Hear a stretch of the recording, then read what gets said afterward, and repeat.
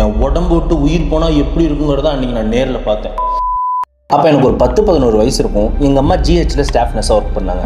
எங்கள் அம்மா night duty போகும்போது நான் மேக்ஸிமம் வீட்டில் தனியாக தான் இருப்பேன். ஏன்னா எங்கள் அக்கா ஹாஸ்டலில் இருந்தாங்க. எனக்கு பொதுவாகவே பெயினாலும் இருட்டினாலும் அந்த வயசில் கொஞ்சம் பயம் ஜாஸ்தி. அன்னைக்குன்னு பார்த்து எப்பயுமே பெட்ரூமில் படுக்கிறேன்னா ஏதோ சில பயத்தினால ஹால்லேயே படுத்துக்கலான்னு முடிவு பண்ணிட்டேன். மணி ஒரு 12-1 மணி இருக்கும், எனக்கு சரியாக தெரியல. கட்டிலில் குப்புற படுத்திருந்தேன். என்னோடய பாதி உடம்பு கட்டில் இருக்குது, மீதி உடம்பு காற்றுல இருக்குது. ஏதோ சில காரணத்தினால நான் லைட்டாக கண்ணை திறக்கிறேன். தரையில் என்னோட முகமே எனக்கு தெரியுது. அள்ளில் என் உடம்பு விட்டு உயிர் போனால் எப்படி இருக்குங்கிறத அன்றைக்கி நான் நேரில் பார்த்தேன்.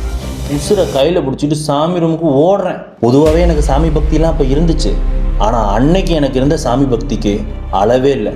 தெரிஞ்ச எல்லா சாமி பாட்டியும் தப்பு தப்பாக பாடிட்டு ஒரு சாமி ஃபோட்டோவை எடுத்து கையில் வச்சு கட்டி பிடிச்சிட்டு தூங்கிட்டேன். கண்ணை மூடிட்டு காலையில் விடிஞ்சிருச்சு.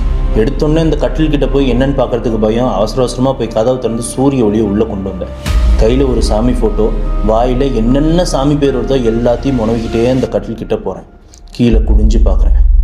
அந்த இடத்துல ஒரு கண்ணாடி, உடஞ்சி போன கண்ணாடி. வழியில் இருந்தால் எங்கள் காலில் கீழே பட்டு காலை கிழிச்சிருமோன்ட்டு எங்கள் அம்மா கட்டில் கடையில் தள்ளி விட்டு அவசரமாக டியூட்டி கிளம்பிட்டாங்க. அரை தூக்கத்தில் எந்திரிச்சு என் முகத்தை கண்ணாடியில் பார்த்து நானே பயந்துட்டேன். ஆனால் அன்னையிலேருந்து எங்கள் அம்மா நைட் டியூட்டி போயிட்டாங்கன்னா செம்ம ஜாலியாகிடுவேன். என்கிட்ட ஒரு டிவிடி கலெக்ஷனே இருந்துச்சு. பிடிச்ச படத்தையெல்லாம் டிவியில் போட்டு ராத்திரி முழுக்க படமாக பார்ப்பேன், லைட் ஆஃப் பண்ணிவிட்டு. ஏன்னா எனக்கு தான் எங்கள் வீட்டில் பேய் இல்லை, இருட்டினாலும் பயம் இல்லைன்னு ஆகிப்போச்சு. See, the moral of the story is face your ஃபியர்ஸ்.